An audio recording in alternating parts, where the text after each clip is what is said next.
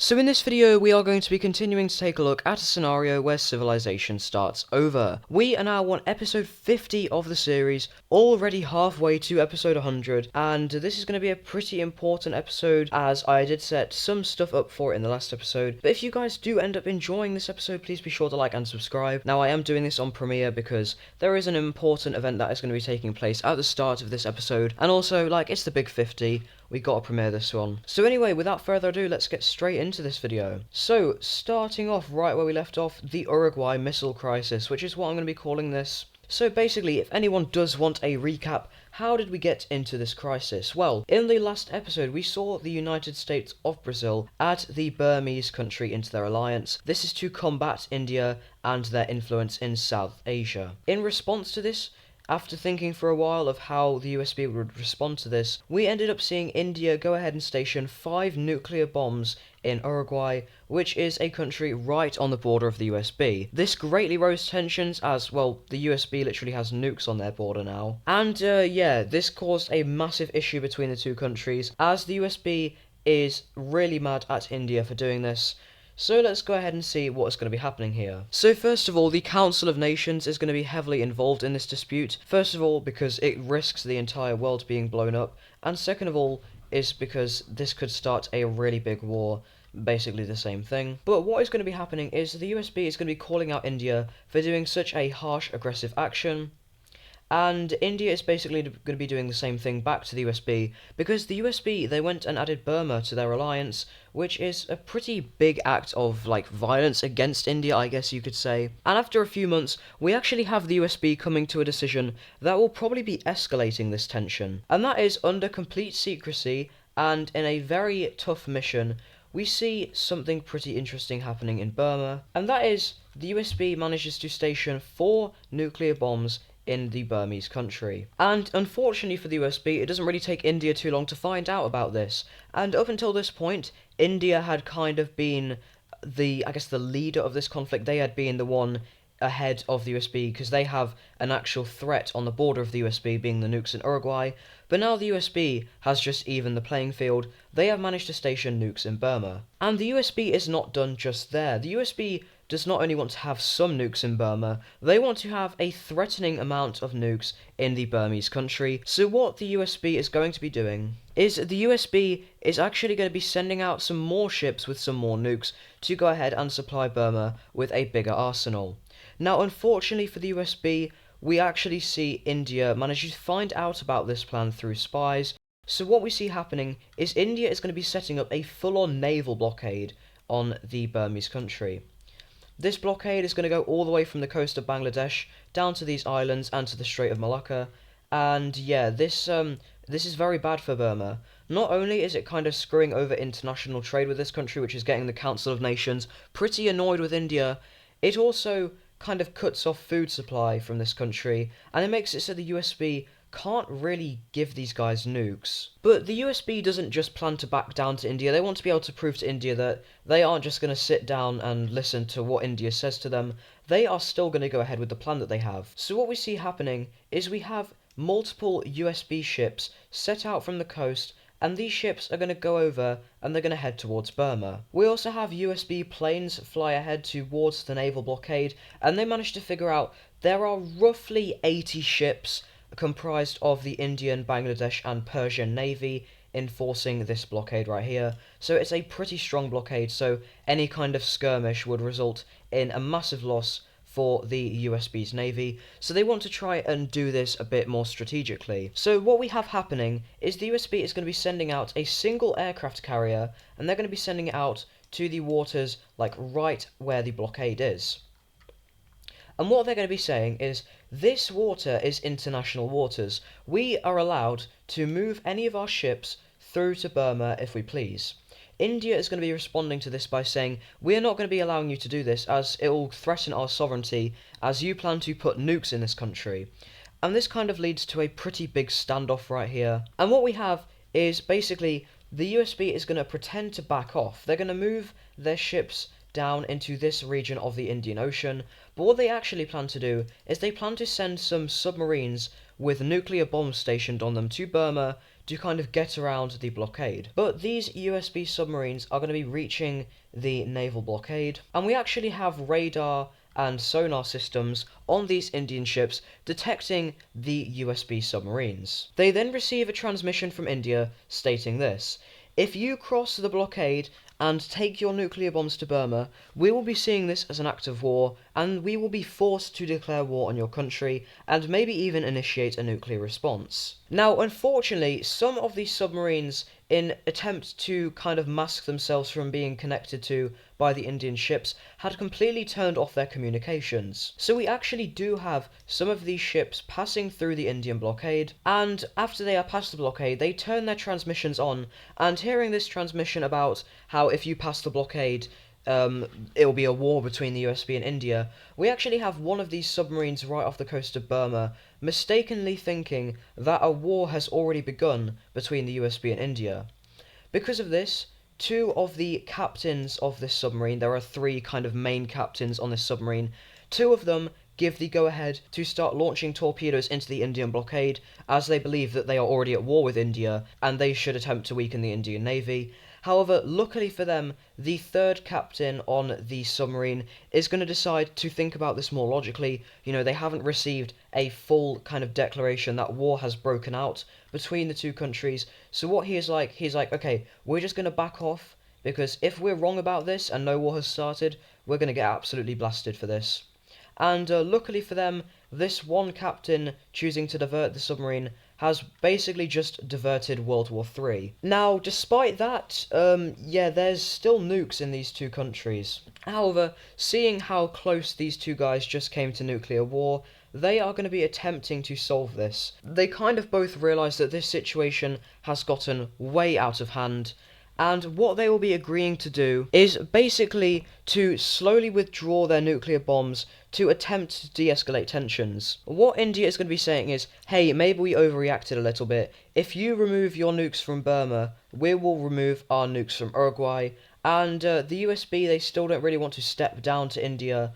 However, seeing how good of an opportunity this is to de-escalate tensions, the USB will be removing their nuclear bombs from Burma, and just a few weeks after this we have India removing their bombs from Uruguay, and just like that, the world can breathe one huge sigh of relief, and thankfully and almost miraculously, a crisis has been averted, a nuclear crisis has been averted. These two guys got insanely lucky that India wanted to see a diplomatic end to this. Basically, India's main reason for doing this was that their blockade on Burma was heavily hurting diplomatic relations with a lot of countries, so they just wanted to stop this while not negatively affecting them. So they brought this up to the USB, and luckily for them, the USB agreed. And yeah, just like that, crisis averted.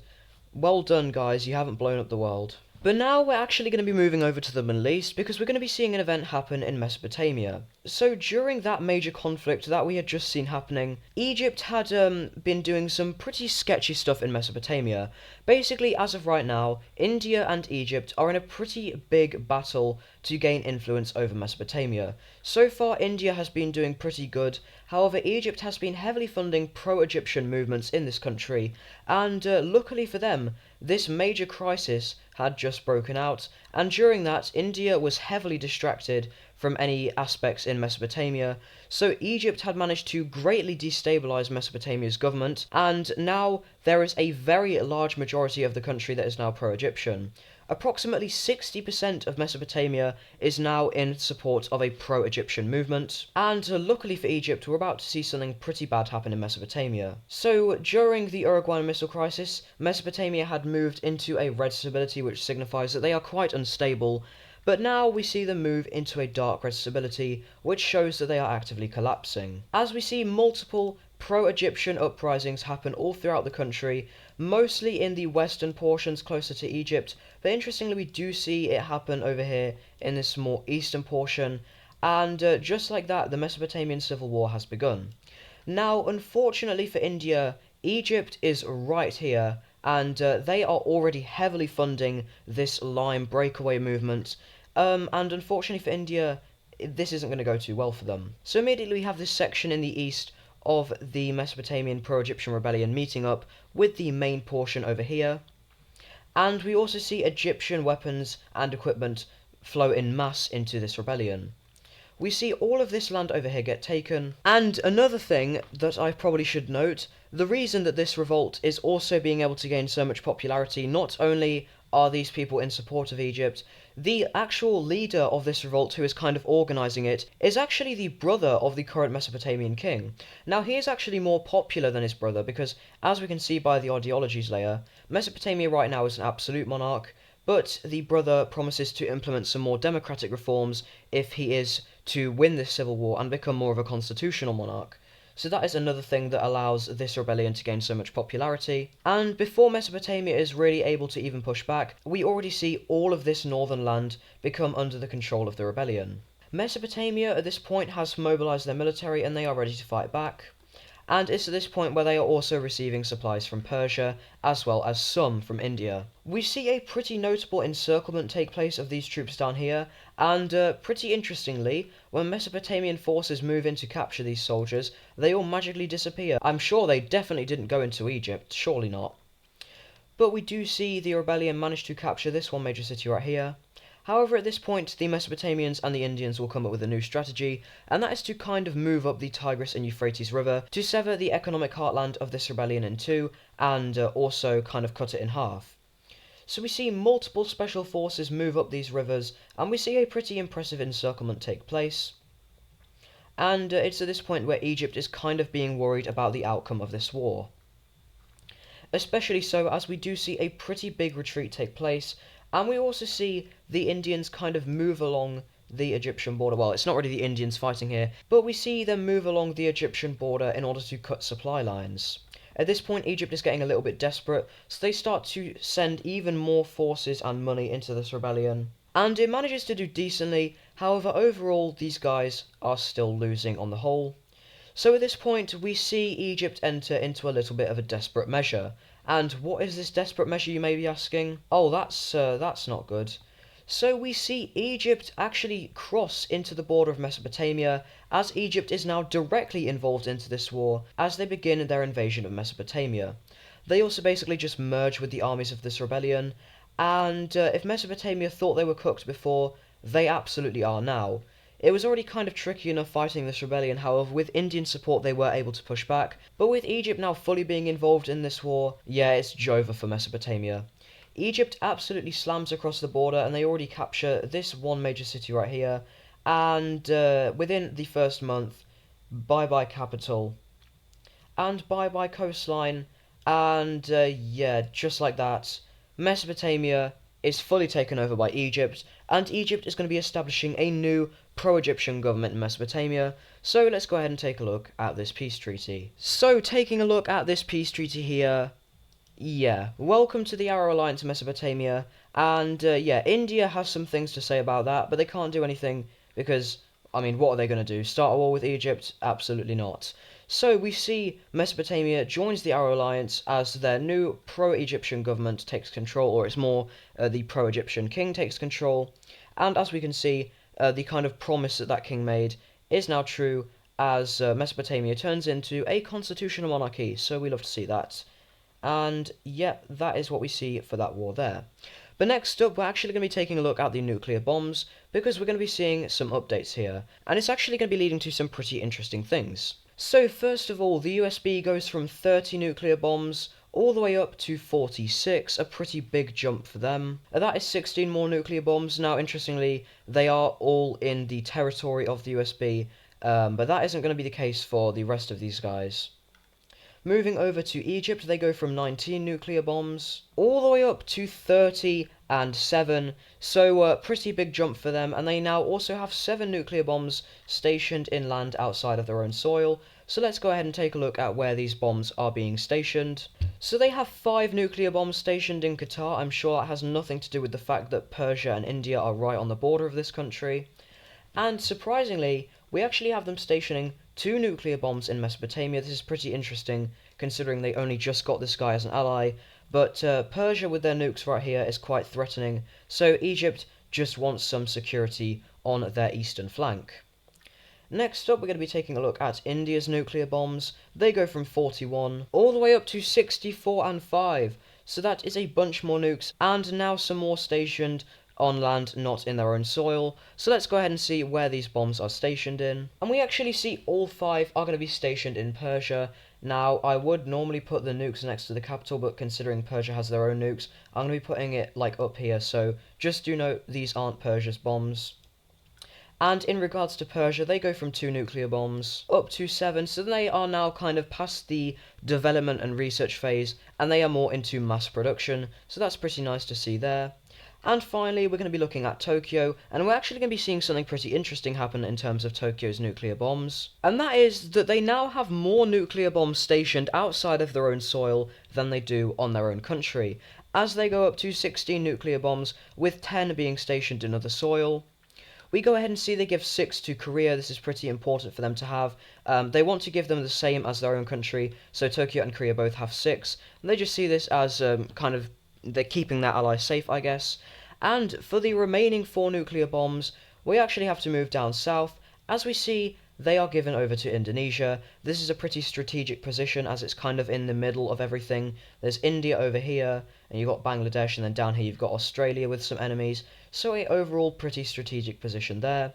But that is all we're going to be seeing for our nuclear bomb updates today. But now we're going to be moving over to kind of Central Africa, because we're going to be seeing a pretty interesting proxy war take place.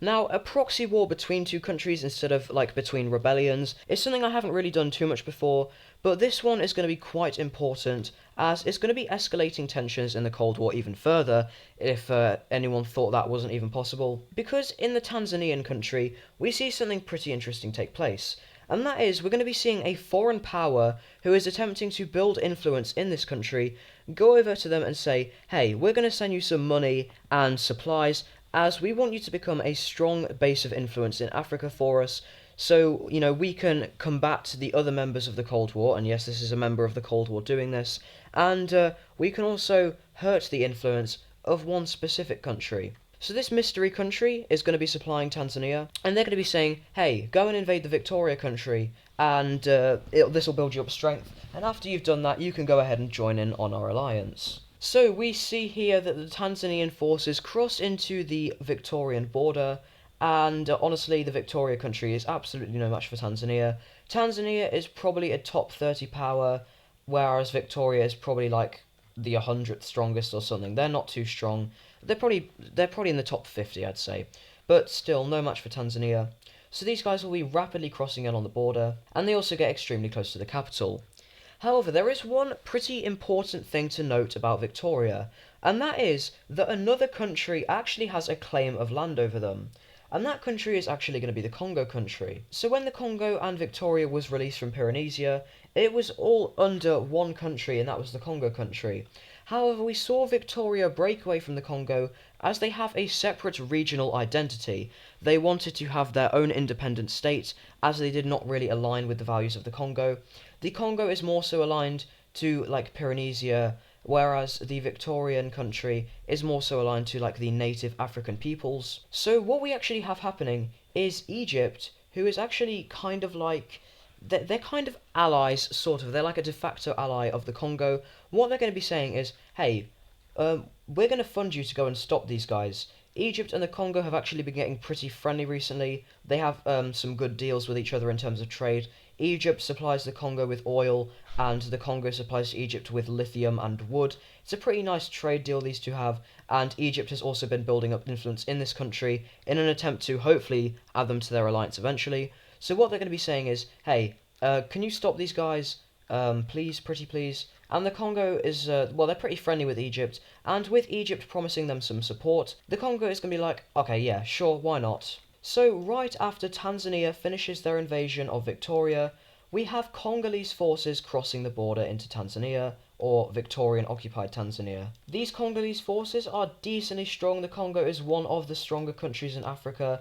I would say they're maybe the 5th strongest, if anyone does want an Africa power rankings. Number 1 is Egypt, number 2 is Morocco, number 3 is Somalia, number 4 is Tanzania, and number 5 is the Congo.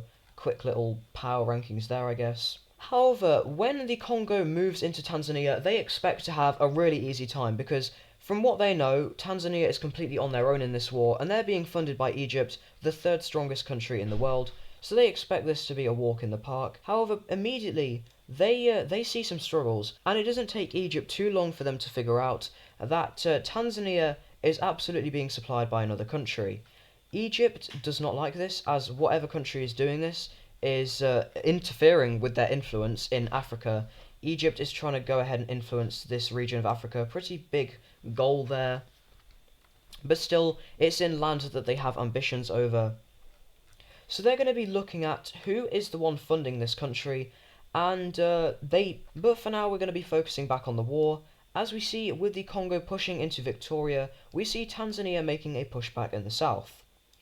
The Congolese will quickly move towards the capital and manage to capture it, cutting the front line in two. And with this happening, we actually have Egypt figuring out which country is actually funding Tanzania, and they also figure out that the country that is doing this is also doing this to directly go after Egypt and impede on their influence. Now, which country is this, you may be asking? Well, it's actually going to be none other than Tokyo. Tokyo is looking to combat Egypt. They don't like the fact that they are kind of just expanding freely, and up until this point, Tokyo and Egypt have been kind of chill with each other. However, recently relations have been going down the drain, and Tokyo also does want some influence in the Indian Ocean other than just Indonesia, so they saw this as a pretty good opportunity. Tanzania, they don't really like Egypt. But at this point, Egypt is going to be going over to Tokyo, and they're going to be making a declaration basically saying, hey, leave us and our influence alone, and we will not be retaliating to you. Tokyo is going to say screw you, because, we can do whatever we want, and Egypt is going to be like, okay, yeah, no more diplomatic relations. Very sad. But Tokyo and Egypt, following this dispute and a big argument, will be cutting all diplomatic relations, and that essentially kind of completes the four-way system between the Cold War. Up until this point, it had only been between, India and the USB had been fully involved, and then Tokyo and Egypt have kind of been on the side. But now these two guys are also going against each other. So now it's a 1v1v1v1. Lovely. But anyway, now back to the Civil War. With Egypt finding out that Tokyo is the one behind this, Tokyo isn't even going to try and hide their funding anymore, and they're going to really ramp up support for Tanzania. This is pretty bad, as it allows a really big pushback to be made. We also see the Congo be pushed out of this region down here, and we see even more Tanzanian forces move in. So at this point, Egypt is going to be getting a little bit more desperate, and they actually decide to fund some, how do I put this, terrorists in Tanzania. So in the more northern parts of Tanzania, there is a pretty big terrorist movement, and Egypt, being the democracy-loving country they are going to go ahead and fund these terrorists. Lovely. So we have these, terrorists breaking away, and this is kind of from funding, sent through Chad. Egypt is funding Chad here, and Chad is, sending their support into Tanzania. Are they doing this with military assets, which basically would mean they are invading Tanzania? Yes. Tanzania doesn't really know how to respond to this, because being in a war with Egypt isn't great. So they're kind of just going to have to let this happen, as, they can't really declare war on Chad for entering military assets into their country.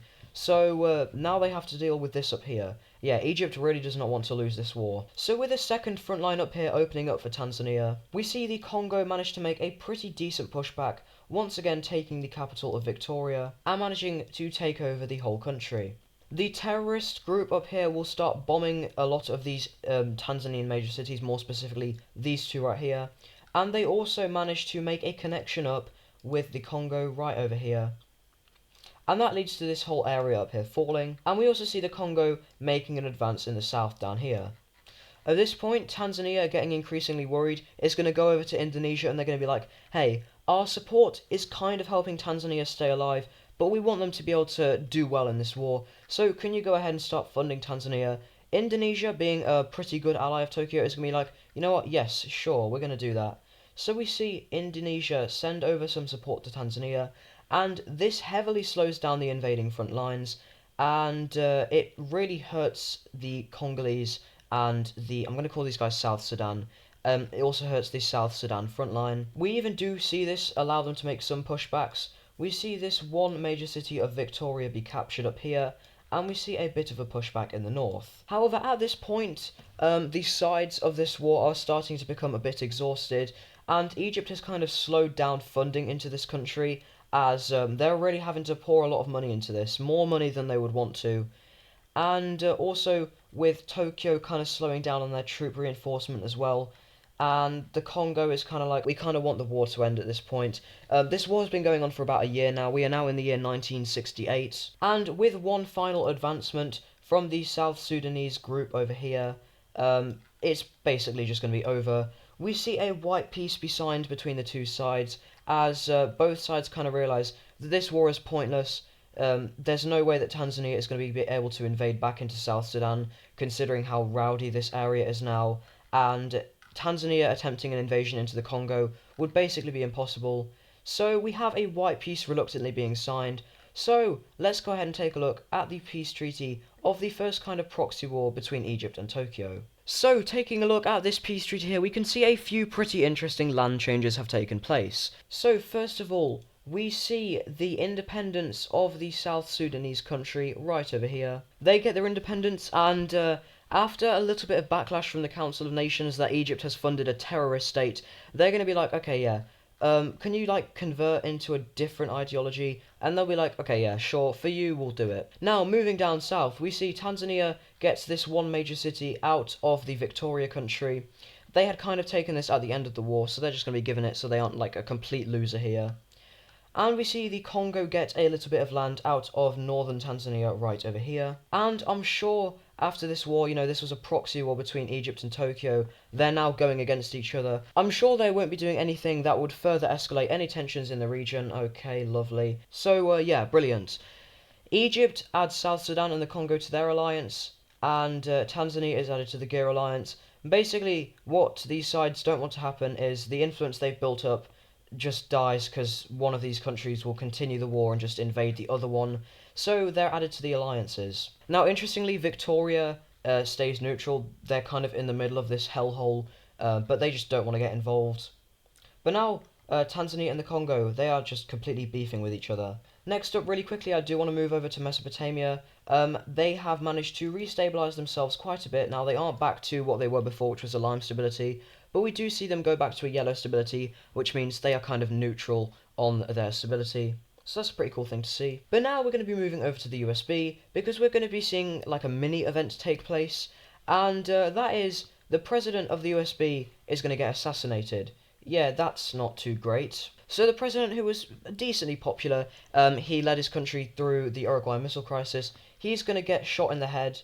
Not a very nice experience for him, I'm sure. However, this is going to lead to a pretty interesting thing taking place. Basically, the new president that replaces this guy, he's very suspicious. He's kind of a suspicious person. He suspects a lot of different countries for committing this assassination. Now, was it a domestic assassination, or was it caused on by another country? I will not say. I'll let you guys guess that in the comments.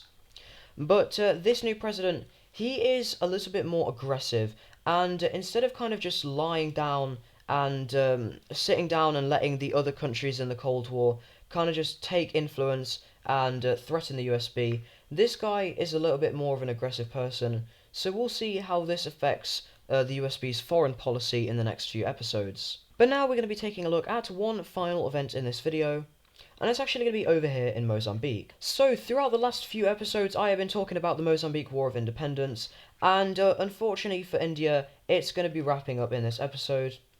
We see some more support from the USB coming in. The new president of the USB, he is kind of really going in on this. He's like, okay, yeah, we're going to India now. We're not going to just be weak against India anymore. We're really going in. So he's going to ramp up funding, and after a few more months of fighting, on the 17th of February 1969, India will be fully retreating forces from Mozambique after about 10 years of fighting. Some troops have been contiguously fighting here for about 10 years, so a lot of people are happy to bring their troops home. And we see the independence of the Republic of Mozambique. And pretty soon after the war takes place, in fact just a few weeks after, to ensure that no Indian revanchist attacks can take place against this country, yeah, like I said, more aggressive foreign policy. But that is actually going to be it for this episode. I really hope you guys did enjoy. If you did, please be sure to like and subscribe, and I will see you in the next one.